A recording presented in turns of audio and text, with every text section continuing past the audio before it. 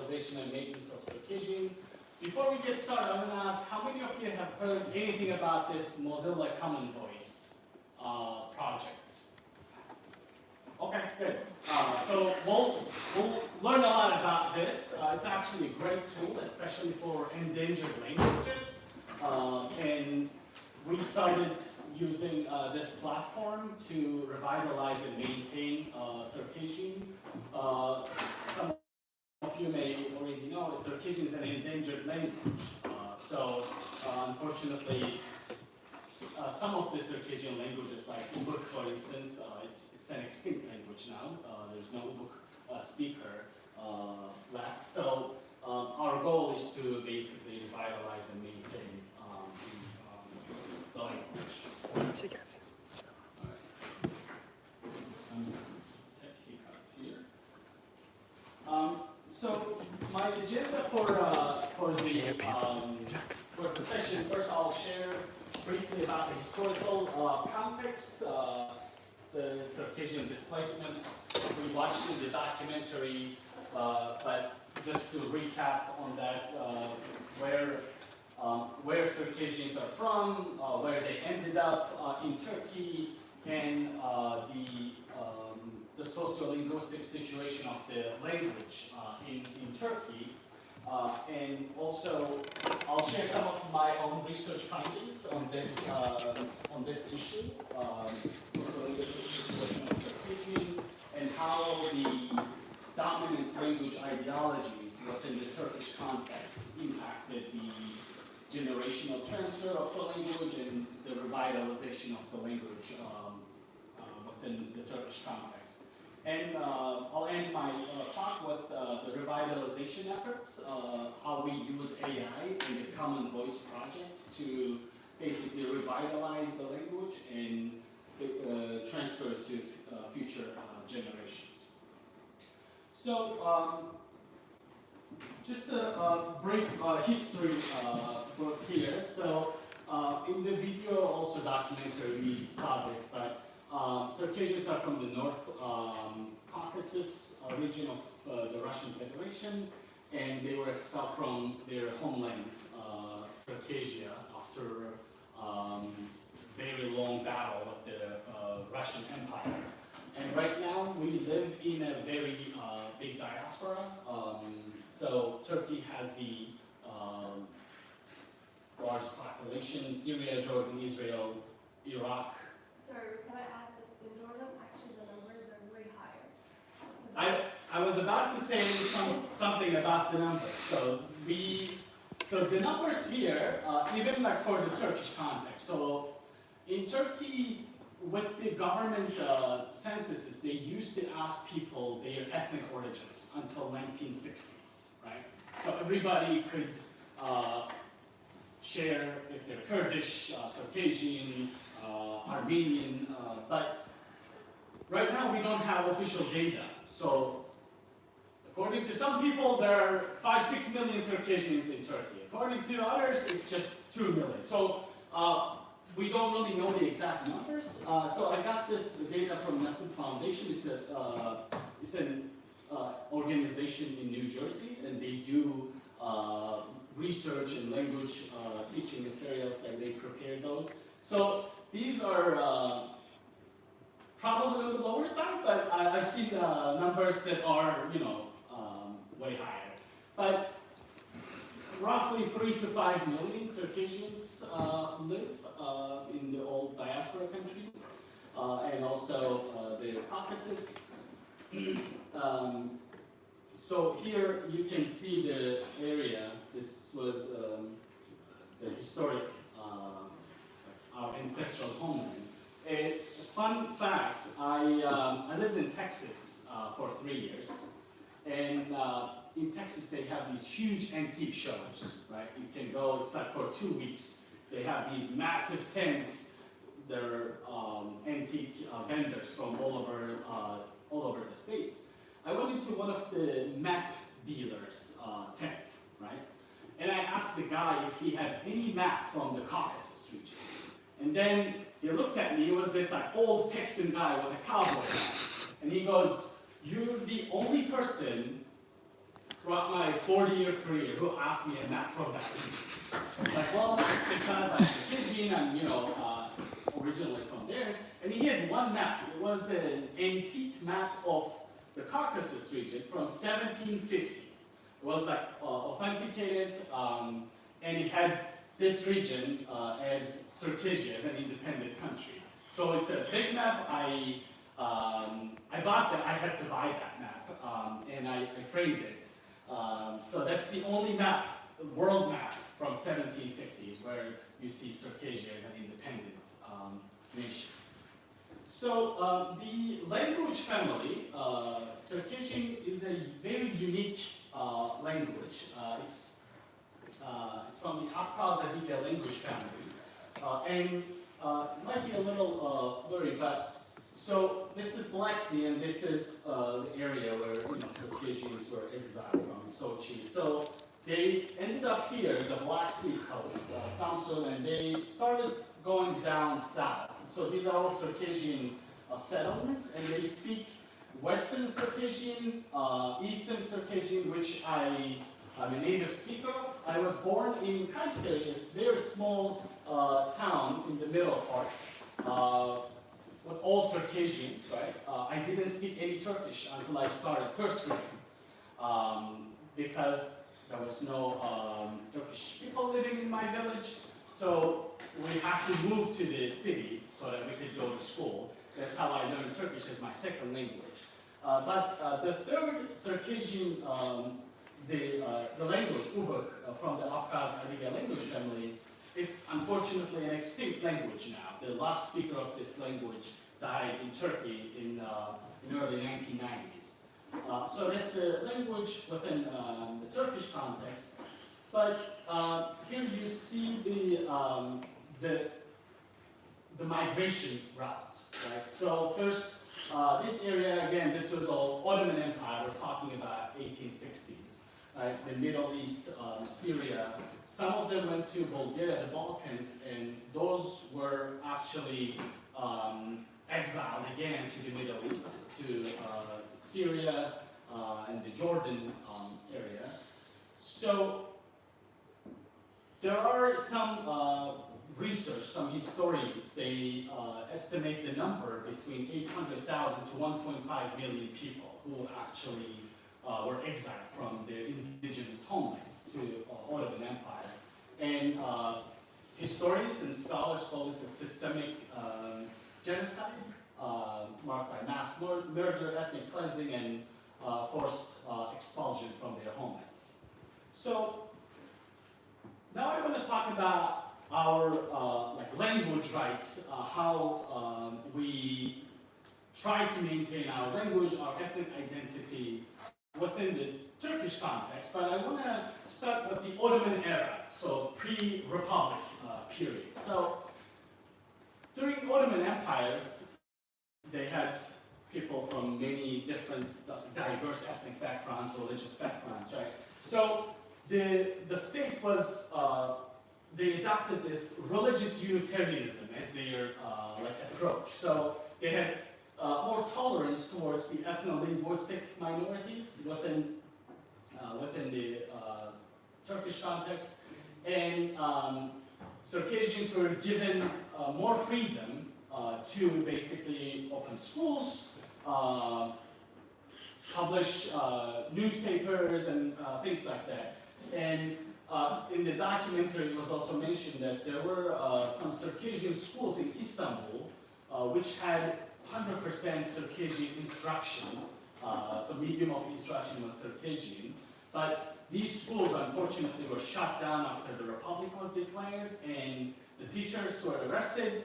And these teachers they actually created all these textbooks to teach the language. But all those books, unfortunately, were collected and burnt down. So from the tolerant phase, now we're switching to the Republican era, where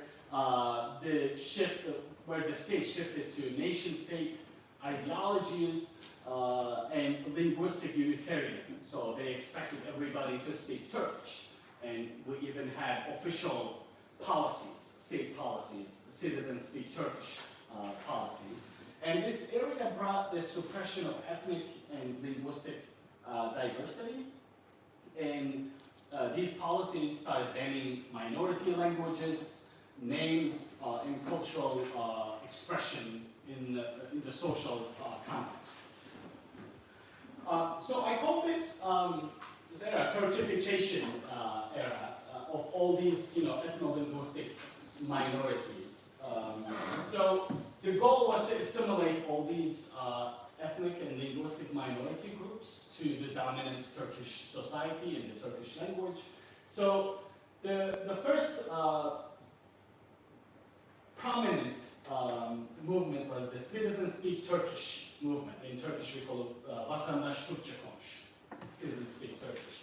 So this lasted from 1928 till 1945. And they would put up these huge billboards and signs saying that citizens speak Turkish. I'll actually show some newspaper excerpts from that era with English translations so that you can understand the socio-linguistic situation. And then we had internal mass deportation. So ethnic minorities within Turkey, they would be replaced from their lands. So this was again a policy, state policy.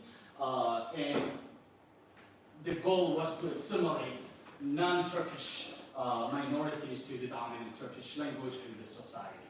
And then we also had the compulsory adoption of Turkish last names in 1934. So, for instance, my last name is Pshigusa, but it was not when I was in Turkey because Pshigusa is my family name from the Caucasus. So when my ancestors were exiled to Ottoman Empire, that's our family name. But in Turkey, you can't have this as a family name because it's not Turkish.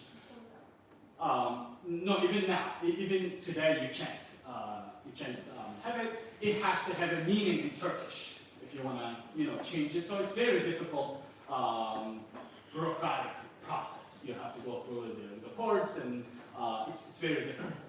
But I was fortunate to change, basically reclaim my family name when I became a U.S. citizen a few years ago. I was offered the chance to, reclaim my family name, so I changed my family name to my Circassian family. So the Citizens Speak Turkish movement, as I mentioned, it was launched in 1928, and it was based on these nationalist ideologies and nation-state ideologies, and they wanted this linguistically unified nation, right? Basically by erasing all the languages other than Turkish from the public eye in society, in schools. Also, you couldn't speak any Circassian, even if you go to a school in a Circassian village. Like both my parents, Circassian, and they went to schools in Circassian villages, and they would be physically punished if they, spoke anything but Turkish. So these policies, though, based on these nation-state ideologies, we had similar language policies around the world. We had, like in Sweden, Swedes speak Swedish, Chinese speak Chinese. These are all like nation building efforts, and unifying the nation around language. Question? Yeah, when did these happen in Sweden and China? What were the years that these? The dates, I'm not sure what the dates, but it's from this Johnson study. He's actually from Sweden. He published on this, but I can look into it and get back to you. I'm not sure, but it's 19 probably like mid 1950s or so.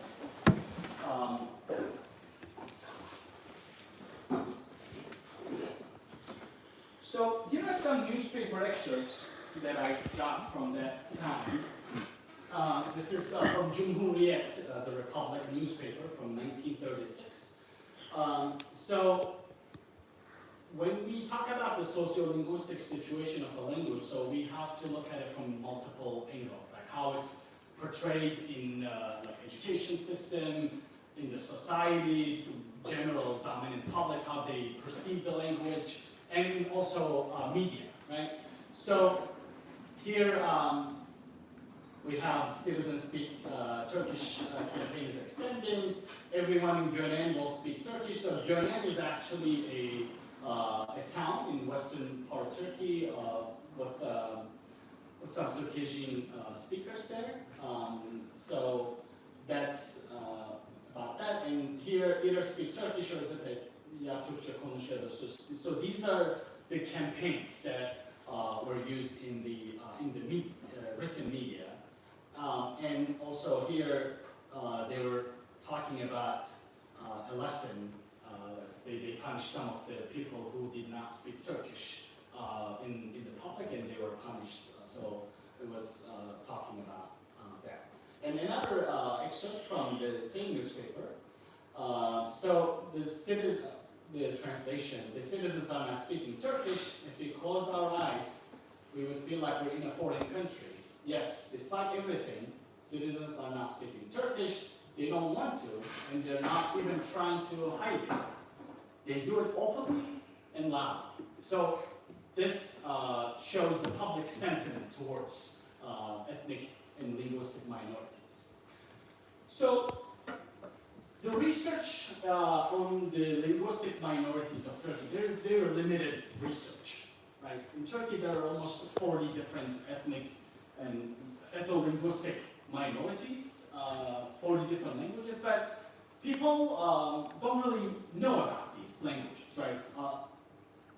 For instance, the largest group is Kurdish speakers. They know about Kurds. Circassian is the second largest ethno-linguistic minority, but even for us Circassians, I would say a lot of people don't even know anything about Circassians, right? But again, Turkey is a big country with over 80 million population.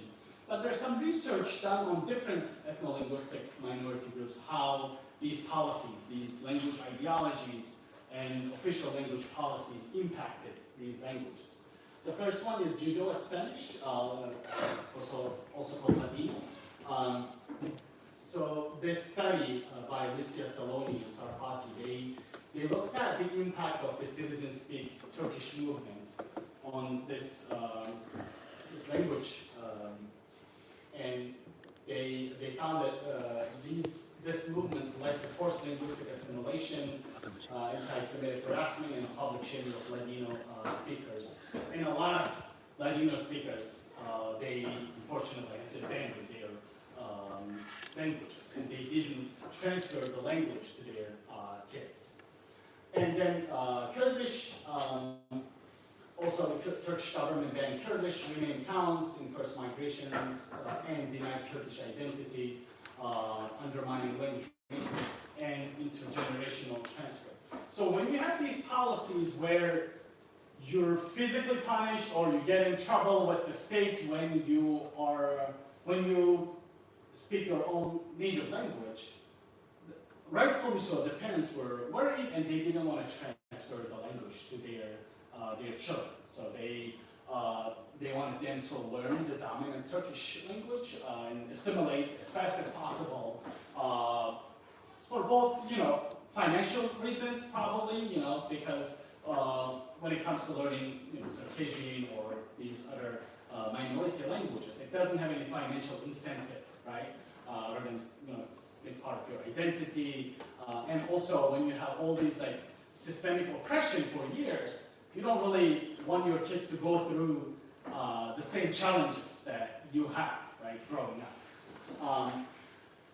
So in the literature, in the language maintenance and revitalization literature, so there are some factors supporting the language maintenance.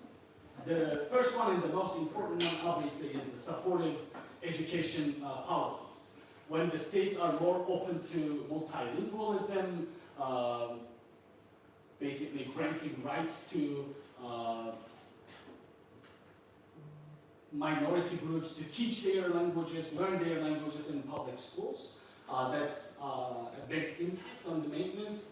And positive language attitudes, institutional backing, and active home use when parents use the language at home, and strong identity and belief in the language. So these are some of the ones that I picked from the literature. And there are some factors driving the language shift. So shifting from your own language, your native language, to the dominant language. In this case, in our case, it would be Turkish. So assimilationist ideologies, that's number one. And economic stigma and state oppression. And also nation-state language policies framing minorities as threats, or languages as threats. So I started my research on Circassian language maintenance because there was this gap in the scholarship, right? Circassians are the second largest minority group in Turkey, but there was no research on the language, what people went through, trying to maintain the language. So I conducted some studies, and we published a book with some academics in Turkey. The one on the right here, reflecting on the future of Circassians, culture, society, and democracy. This was published in this was like a 2-volume book. It's a really large, I think it's like 800 pages in total. So it has chapters, and my chapter was on language maintenance, and basically taking this socio-historical perspective, how we maintain the language. It's very actually impressive when we think about it. Yes, the language is endangered, but it's been almost 160 years, right? 160 years actually, and the language is still alive. Yes, 90% of the young generation, they don't speak it, but it still survived all that, repression and state oppression and all that.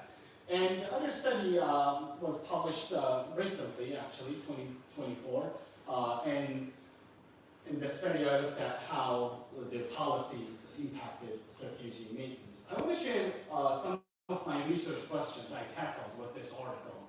So I wanted to find the answers to these questions. How have official language policies affected the maintenance and generational transfer of Circassian, and how do participants across ages and regions? So for this study, I actually recruited Circassian speakers from different parts of Turkey and from different age groups. I had people who were over 70, and I had younger people in their 30s. So I wanted to see their perspective on the situation of the language, the future of the language, basically what they heard from their parents about the language, and also that's why I wanted to have regional diversity and also in their ages, and also their views on the future of Circassian.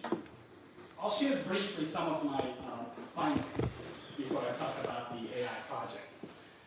So my first theme in the study was the linguistic oppression and prohibition of Circassian in schools. So this was an overarching theme in the study, and every single participant actually mentioned the huge role this had on their language maintenance.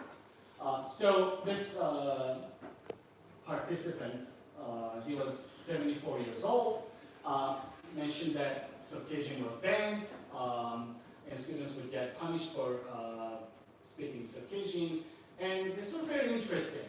So they formed this discipline committee in the school, right? And we're talking about elementary school. So kids like 7, 10, 11 years old kids. Imagine that there is this committee, discipline committee, and your job is to report students who spoke Circassian outside of the school to the teacher. So the school is an official setting, the language is Turkish, obviously it's banned, you can't speak it, but even outside of the school, if you say anything, if you speak Circassian while playing in your village, which is 100% Circassian village, for instance, the next day you would be reported to the school teacher by some of your friends, and then you would get physically punished. So they would have these like language informants, right? And then the next day, the teacher, he mentioned that he experienced this. The teacher would condemn the students and physically punish. So this is the environment. Another participant, 56 years old male, and these are all pseudonyms, it's not their real name, I call it Aslan here. He mentioned that in elementary school, I felt alienated from my ethnic identity. Speaking Circassian was strictly forbidden, not just at school, but even outside. It's a similar story. And for Circassians, there's this game called Gen.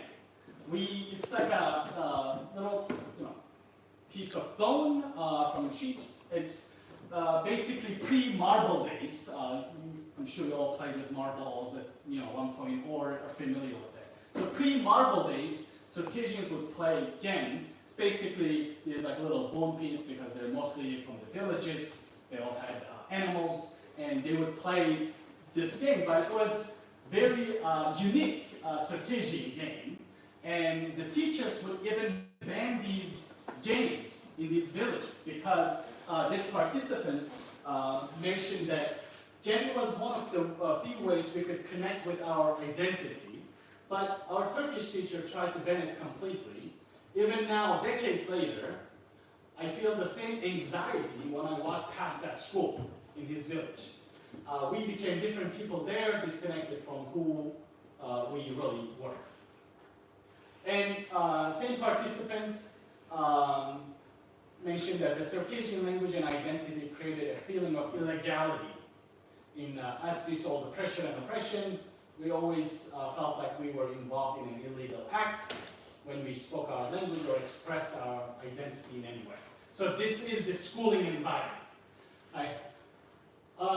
And then outside of the school, so this participant who actually was very active in Circassian associations across Turkey, they were publishing this magazine, Circassian magazine, and they were publishing these Circassian songs with lyrics in Circassian, right? But they had to remove the lyrics, he said, from the songs and publish only the musical notes because the lyrics were in Circassian. So, like, who cares about the note? Like, those notes don't mean anything without the lyrics. But because of the language ban and everything in the overall society, they had to ban the lyrics. They had to remove the lyrics. So in 2002, Turkey started these EU talks, right, which actually granted some rights to minority groups. But in society, in the dominant public, the language still, minority languages still are pretty stigmatized. Right? So this participant said that he was working in a factory and there was a Circassian speaker there, a friend, and he talked to his friend while passing by, and a lady who worked there overheard them and said, "By speaking Circassian, you are being separatist." Separatism meant anything except Turkish at that time. So basically, language is seen as a threat, not just a threat, but basically separatist move, right? So you're not supposed to speak anything but Turkish in public. This was happening at a factory. So my final research question explored the perspectives of these participants, like what they thought about the future of Circassian. Yes, it's an endangered language.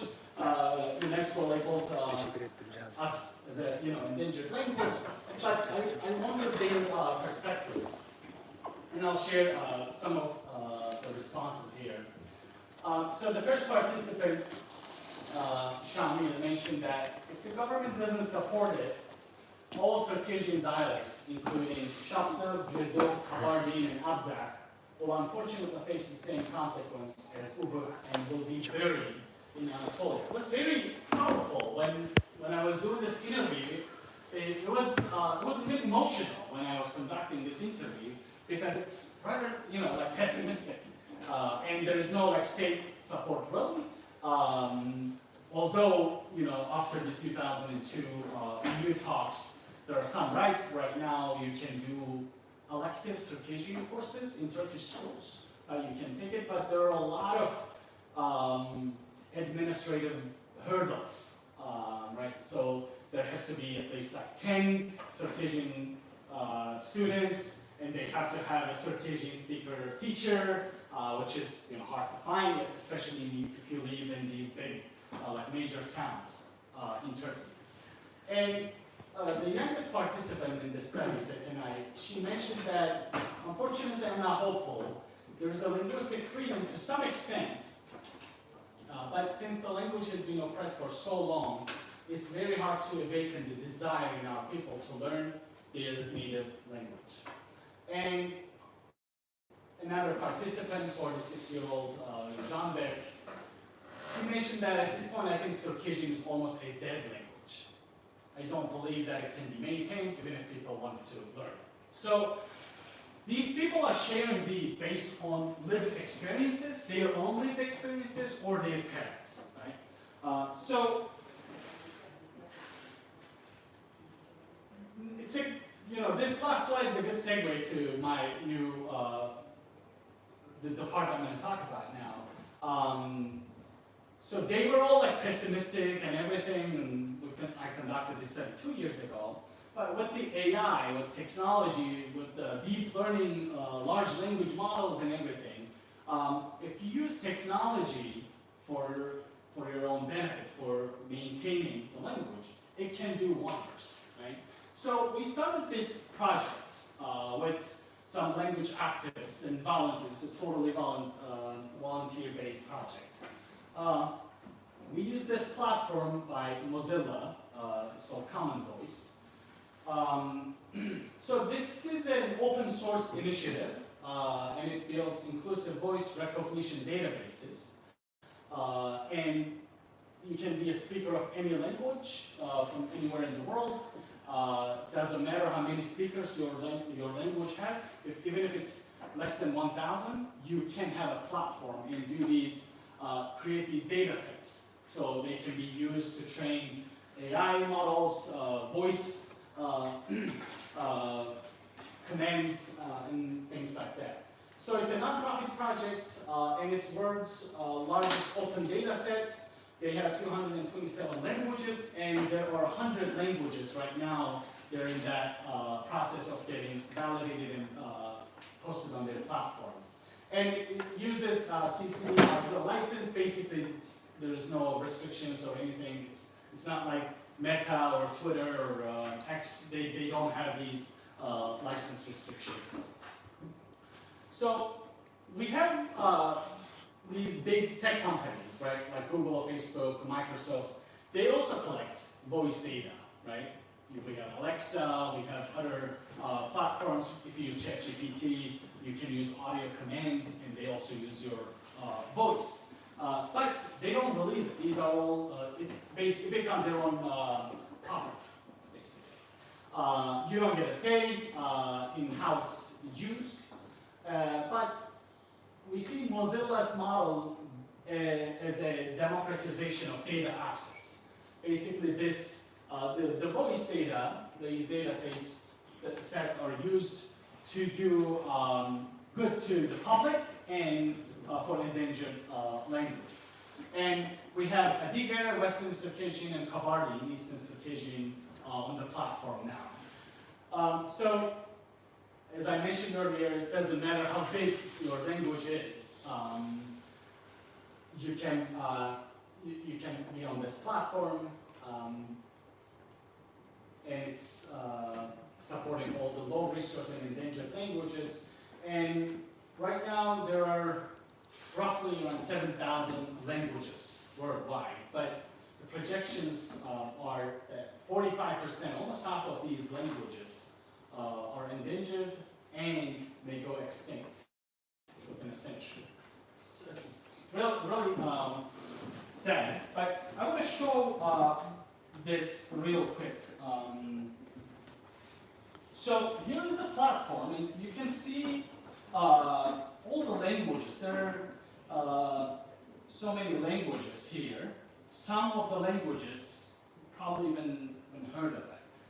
But these are endangered languages, and the activists of those languages, they go here and they record their voices, basically try to say their language, right? Create data sets, maybe linguists in the future, even if a language becomes extinct. Linguists in the future, they can revive, study the language, the grammar, the rules, and everything. And most importantly, you can maintain the language by, we live in this AI era now, right? It's growing crazy, and we will use these voice commands and text to audio translations a lot more moving forward. But you can, there's Hungarian here, all the languages. Your language doesn't have to be endangered. They have English. They say it's a lingua franca, it's spoken everywhere. But you can go and do recordings here, and then you see some here, some stuff here, validation progress and sentences. I'll talk about those my next slide. So how does this work? This common voice platform. Basically, the first step, we collect diverse voice data. It's a pretty straightforward process, actually. So the reason why we want to collect diverse voice data is because we don't want the AI to be biased towards one gender, one dialect, or the language spoken in one specific region, right?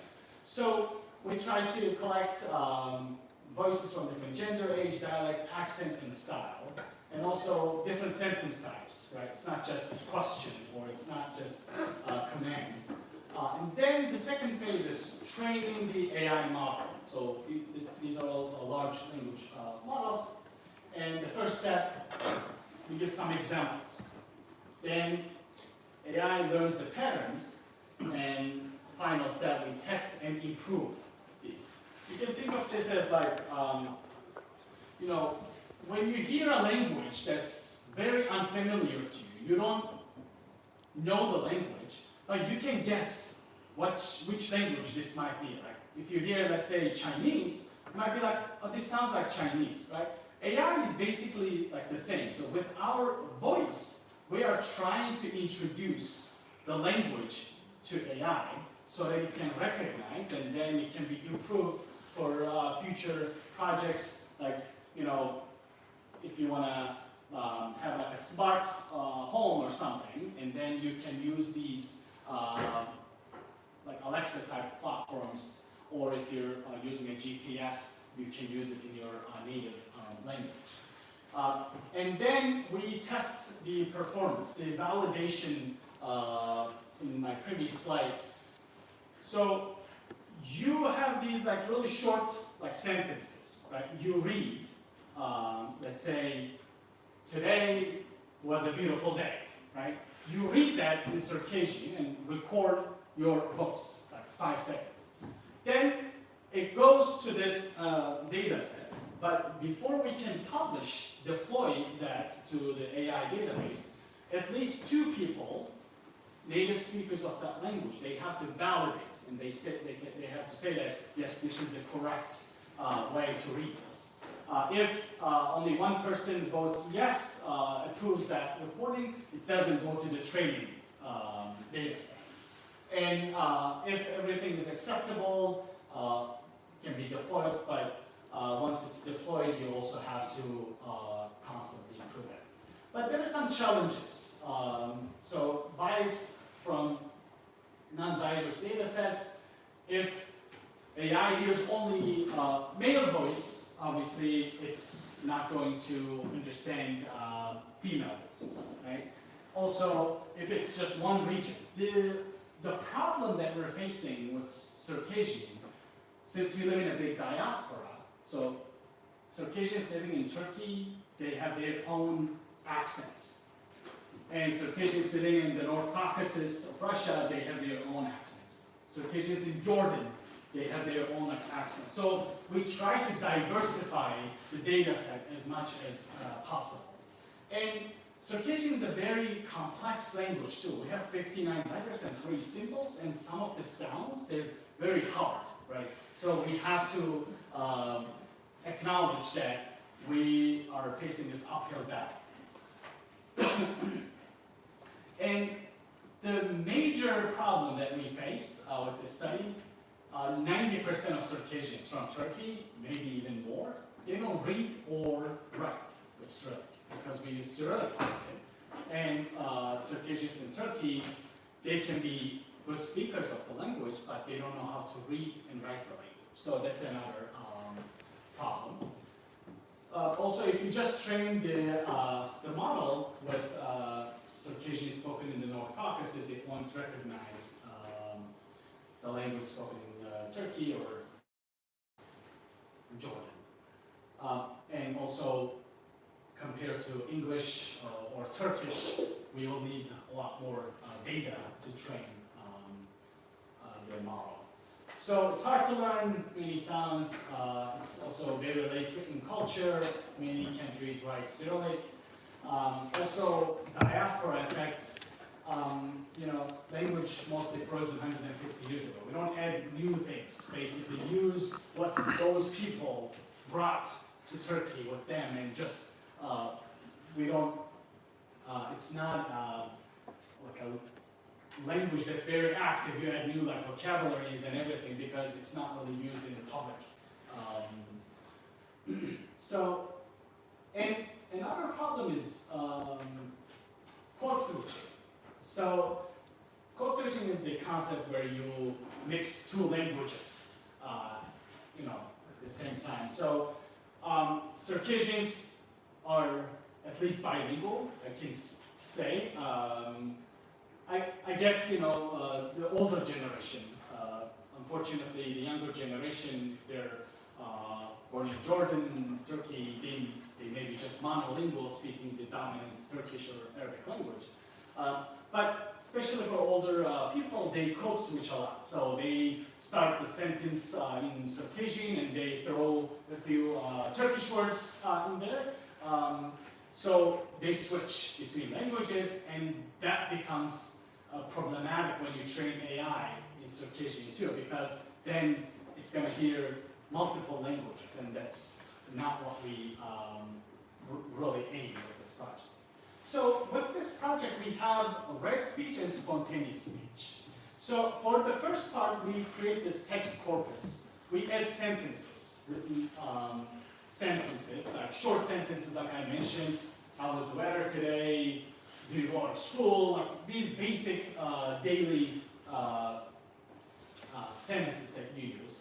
And then in the text corpus, native speakers of the language from Nalchik, from the Caucasus, Jordan, different parts, they validate that and say that yes, this is written in a correct form, it's grammatically correct.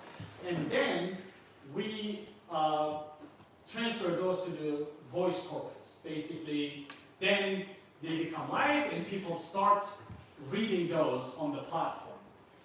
They read it aloud and record it, and at least 2 people validate those, right? But lately we started this spontaneous speech project, which is very exciting because our problem, especially in Turkey, a lot of people, they can speak the language, but they don't know how to read or write with Cyrillic, right? But with this spontaneous speech, so the order is reversed. So we start with the voice corpus first. So they get questions, around like 100 questions, very basic. Tell me about your day today. And they start recording their response in Circassian. So they don't really have to know how to read and write Circassian, even though this question will be shown to them in Cyrillic.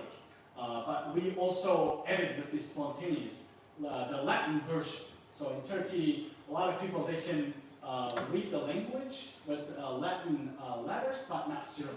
So we edit that so that we could reach the older generation who can't read or write, but they're good speakers of the language, right? once we do that, then we have transcriptions and the same process, validating or editing. So, the impact and possibilities with this project. So, we can create language learning apps. There are actually some apps that are emerging in their beta phases. They're training some apps now, and there can be some AI-powered translation. Just basically, like Google Translate, your language can be there if you create a data set that's large enough and trained with diverse voice data set. It can be there too. Media preservation, and also increased visibility and legitimacy. So this is from 2 days ago on progress. So Kavardin and Adige. So we have speakers from all the diaspora countries, from America, Jordan, Syria, Israel, Turkey, and the Caucasus. So we had 53 hours, like 6 months or so ago. We had almost 0, so it's a good progress. We started some campaigns, social media campaigns, try to recruit some volunteers who can speak the language. Right now we have 141 speakers who are actively recording their voice and validating. And we have really high validation progress, 97%, and we're close to 15,000 sentences. So it's a good progress, but with AI and training these language models, it's a long process. So we have some long-term goals. We started the social media campaigns, and our goal is to hit 100 hours by the end of this year. And hopefully we'll recruit some more volunteers and move on with this project. All right, that's all that I have for this session. Thank you. So thank you so much. And I want to thank specifically to our computer engineer, the engine behind this whole project. Bülent Özden, he was the project coordinator for this project and spent countless hours training us, training other volunteers. And if you are interested in any of the references, I can share my references with you too. But thanks for listening.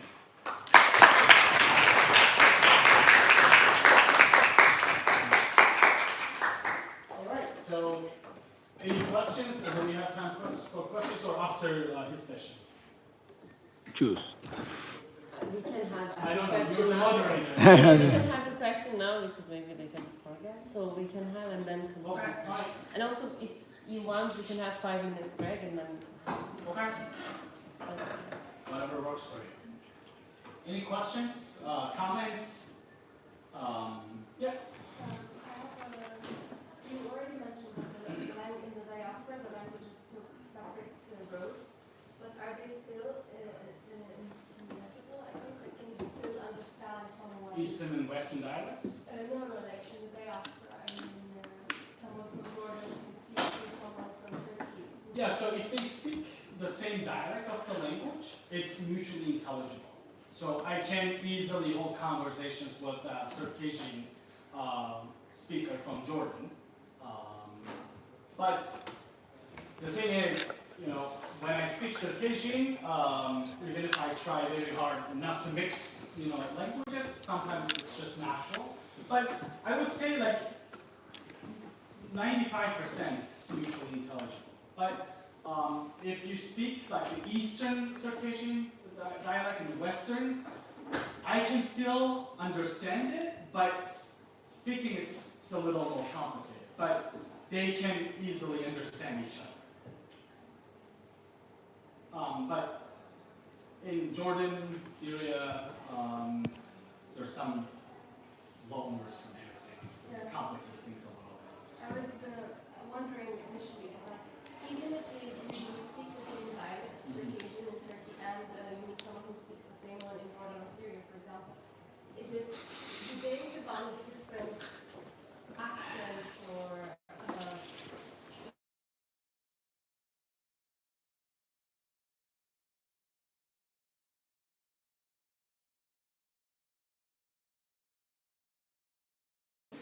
most of them are from Jordan and Syria. I was able to hold conversations, so it's not a problem. So they can be part of the. Yeah, yeah. Because I have some Circassian friends from Jordan who are part of the community. Okay, great. Maybe I can actually share that. We're actually trying to reach Jordanians. We have some people, but we want to have more people. I can definitely help with that. Yeah, sure. I can share my card with you so we can exchange contacts. Okay, thank you. Any other questions?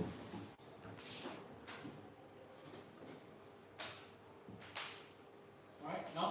Okay, well, thanks again for listening. I'll leave the floor to Yusuf, I guess. Or you want to have a break? It's up to you. But I'm all done here. Okay, let's have 5 minutes break and then again.